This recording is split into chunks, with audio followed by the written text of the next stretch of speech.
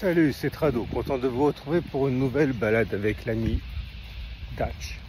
Bon, alors aujourd'hui j'aimerais partager avec vous une conversation qu'on a eue, mais c'est une nouvelle conversation qu'on a eue sur le même thème ça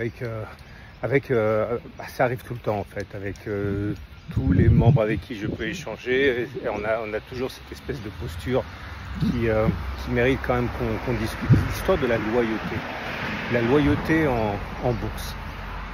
Vous savez, je vais vous dire le fond de ma pensée, je ne prétends pas détenir la vérité, mais voilà ma position claire par rapport à la fidélité et à la loyauté. Je pense que la fidélité et la loyauté, quand on parle d'un actif financier, c'est un péché capital qui peut vous emmener directement dans l'enfer financier.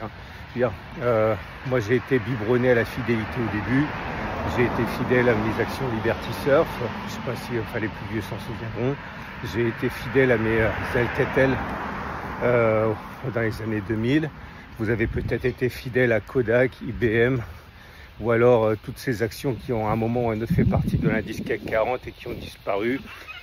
C'est facile, regardez de quoi était composé le Dow Jones ou le CAC 40 il y a 40 ans et vous allez voir ce que ça veut dire être fidèle à une action.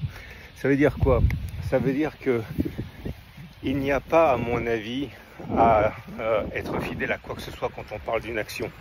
Okay, vous allez simplement avoir un sentiment assez faux d'être loyal, et ça généralement c'est lié à une certaine, on va dire gentiment, méconnaissance de la manière dont fonctionne la bourse. Quand vous achetez une action Renault lors d'une première émission, vous pouvez effectivement faire preuve d'une certaine loyauté par rapport à des convictions. Mais lorsque vous la revendez, cette action, ok, c'est pas du tout pareil.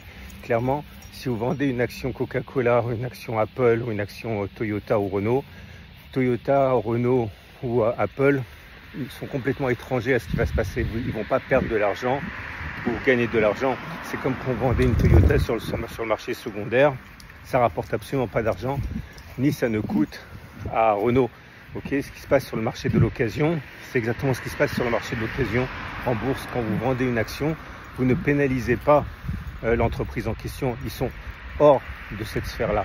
Donc si ça peut vous aider à faire preuve d'infidélité, on va dire, par rapport à la revente de quelque chose qui ne performe plus, je pense que vous devriez vraiment le faire, parce que, je le répète, mes plus grosses pertes en bourse, lorsque j'étais investisseur, pas trader mais investisseur, ont été en fait liées à une certaine idée de la loyauté qui, à mon avis, encore une fois, n'a pas lieu d'être. Voilà, comme ça c'est clair. Je vous souhaite une excellente journée. À bientôt pour une nouvelle balade avec l'ami Dash.